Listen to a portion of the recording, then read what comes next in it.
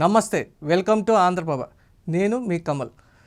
తెలుగు రాష్ట్రాల్లో ఈ 2023లో జరిగినటువంటి రాజకీయ సంఘటనలు, జరిగినటువంటి ఎలక్షన్స్, అదేవిధంగా మన దేశంలో జరిగినటువంటి పలు రాష్ట్రాల్లో జరిగినటువంటి ఎలక్షన్స్, రాజకీయ సంఘటనలకు సంబంధించి ఈ 2023 ఇయర్ రౌండప్ సంబంధించి అనేక విషయాలను మీ ముందుంచుతోంది ఆంధ్రప్రభ. ప్రధానంగా మన తెలంగాణ రాష్ట్రంలో పాలిటిక్స్ని చూస్తే ఈ ఏడాది అనేక మార్పులు సంభవించాయి. మొన్నటి వరకు టీఆర్ఎస్ పార్టీ, కాంగ్రెస్ పార్టీ మధ్య జరిగినటువంటి హోరాహోరీ సమరంలో అంతిమంగా కాంగ్రెస్ ఘన విజయం సాధించింది. అయితే మొదటి నుంచి ఈ ఏడాది జనవరిలో ఉన్నటువంటి ఈక్వేషన్స్, ఆగస్టులో ఉన్నటువంటి ఈ ఈక్వేషన్స్కి మళ్ళీ డిసెంబర్లో జరిగినటువంటి ప్రజల నాడిని పట్టుకోవడంలో అప్పటి అధికార పార్టీ అయినటువంటి బీఆర్ఎస్ కానీ బోల్తాబడిందనే చెప్పుకోవాలి. అయితే మొదటి నుంచి ఎలక్షన్ స్టార్టింగ్ నుంచి కూడా కాంగ్రెస్ చాలా కాన్ఫిడెంట్గా ఈసారి ఎలక్షన్స్లో గెలుస్తామని ధీమాగా చెప్పింది. బాహుబలి లాంటి నేతలను కూడా ఓడిస్తానని రేవంత్ రెడ్డి చాలా కాన్ఫిడెన్స్గా చెప్పాడు. ఎలక్షన్ షెడ్యూల్ రిలీజ్ అయిన కానించి ఖచ్చితంగా తెలంగాణలో అధికారంలోకి వచ్చేది కాంగ్రెస్ అని చెప్పేసి ఘంటాపదంగా స్పష్టం చేశారు. అయితే ఈ రాజకీయ మార్పులు అనేది రాత్రికి జరగలేదు. అనేక ఈక్వేషన్స్, అనేక కారణాలు, ప్రజా వ్యతిరేకత చాలా క్యాచ్ చేసుకున్నది కాంగ్రెస్ పార్టీ.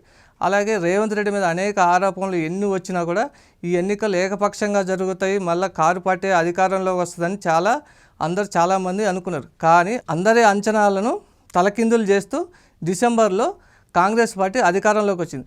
దీనికి సంబంధించి ప్రధానంగా అధికారంలో అవడానికి సంబంధించి 6 గ్యారెంటీలు మెయిన్ అస్త్రంగా చేసుకొని వీళ్ళు ప్రజల్ని తమ వైపు తిప్పుకోవడంలో సక్సెస్ అయ్యారు. అదేవిధంగా ప్రత్యర్థి పార్టీలు అయినటువంటి పావులు కదిపి విజయానికి మెట్టు వేసుకున్నట్టుగా చెప్పాలి.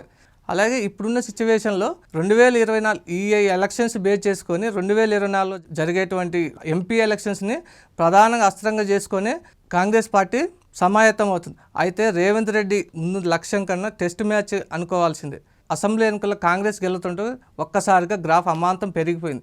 అదేవిధంగా 2024 ఎంపీ ఎలక్షన్స్లో కూడా కాంగ్రెస్ పార్టీ మెజార్టీ సీట్లు సాధించేందుకు తీవ్రంగా ప్రయత్నిస్తుంది. అదే సమయంలో బీఆర్ఎస్ పార్టీ అయినటువంటి కొంతమంది లీడర్లు 6 నెలలు మహా అయితే 7 ఏడాది వరకే కాంగ్రెస్ పార్టీ ఉంటుందని చాలా స్పష్టంగా చెప్తున్నారు. కానీ అనుకున్న విధంగా ఇప్పుడున్న సిచ్యువేషన్లో రేవంత్ రెడ్డి అన్ని రాజకీయాల్లో ఎత్తుపల్లాలను అన్నీ చూసి వచ్చినాడు. కాబట్టి తెలంగాణలో కాంగ్రెస్ మెజార్టీ సీట్లను సాధించి తన మార్కు రాజకీయంతో మళ్ళీ ఎలక్షన్స్ 5 ఏళ్ళు ఉండే విధంగా గ్రౌండ్ వర్క్ చేసుకుంటున్నాడు. అదేవిధంగా వచ్చే 5 ఏళ్ళు కూడా అంటే 10 ఏళ్ళు కాంగ్రెస్ తెలంగాణలో ఉండేటట్టు రేవంత్ రెడ్డి ఇప్పటి నుంచే గ్రౌండ్ వర్క్ చేశారు. అదే మన తెలంగాణలో ఉన్నటువంటి 17 ఎంపీ సీట్లలో ఎట్లాగైనా సరే 10 ఎంపీ సీట్లను సాధించి కేంద్రంలో కాంగ్రెస్ పార్టీని అధికారంలో తీసుకొస్తానికి రేవంత్ రెడ్డి తీవ్రంగా ప్రయత్నిస్తున్నారు. అయితే ఈ బీఆర్ఎస్ నేతలు, బీజేపీ చెప్తున్నట్టు అంచనాలకు భిన్నంగా ఫలితాలు ఉంటాయని వీళ్ళైతే కాంగ్రెస్ నేతలు కరాఖండిగా స్పష్టం చేస్తున్నారు. ప్రస్తుత పరిస్థితుల్లో ఈక్వేషన్స్, పొలిటికల్ ఈక్వేషన్స్ కానీ ఏదైనా సరే కాంగ్రెస్కి అనుకూలంగా ఉన్నట్టు తెలుస్తుంది. అటు బీఆర్ఎస్, బీజేపీ కానీ కాంగ్రెస్ను ఎలాగైనా సరే డ్యామేజ్ చేసేసి మేమే అధికారంలోకి వచ్చి వాళ్ళ కొంతమంది లీడర్స్ని, ఎమ్మెల్యేలను తీసుకొని కొనుగోలు చేసేసి వీళ్ళ అట్నే గవర్నమెంట్ పడగొడతామని చాలా ప్లాన్తో ఉన్నట్టు సమాచారం. అయితే బీఆర్ఎస్, బీజేపీ కలిస్తేనే ఇలాంటి సిచ్యువేషన్ మళ్ళీ స్టార్ట్ అవుతుంది. కానీ ఇప్పుడున్న సిచ్యువేషన్లో వాళ్ళకి కావాల్సింది ఏంటంటే ఎంపీ సీట్లే. ఎంపీ సీట్లను ఎలాగైనా సరే ఎక్కువ సీట్లు సాధించి కాంగ్రెస్ గ్రాఫ్ పడిపోయి మళ్ళీ అధికారంలోకి వచ్చేసి అధికారంలోకి రావడానికి ఎమ్మెల్యేలను కొనుగోలు చేయడానికి వీళ్ళు ఇప్పటి నుంచే గ్రౌండ్ వర్క్ చేసుకున్నట్టు తెలుస్తుంది.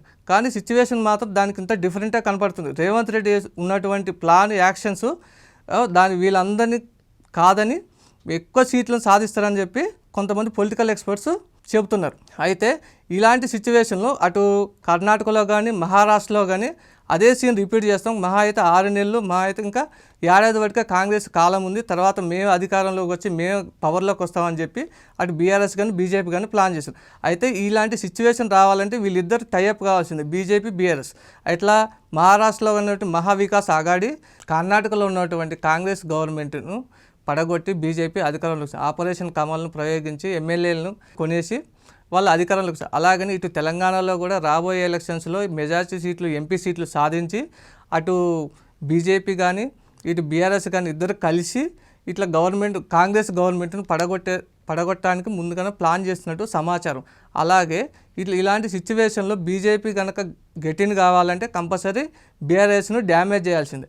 ఎందుకంటే కాంగ్రెస్కు ప్రత్యామ్నాయం బీజేపీ అనేది ప్రధానంగా జనాల్లో తీసుకెళ్లాలంటే కంపల్సరీ బీఆర్ఎస్ కారు పార్టీ అనేటువంటిది కంపల్సరీ డ్యామేజ్ అయితేనే వీళ్ళు సెకండ్ ప్లేస్లోకి వచ్చే అవకాశం ఉంటుంది. కానీ ఇప్పుడున్న సిచ్యువేషన్స్లో మాత్రం అలా జరిగే అవకాశం అయితే కనిపించడం లేదు.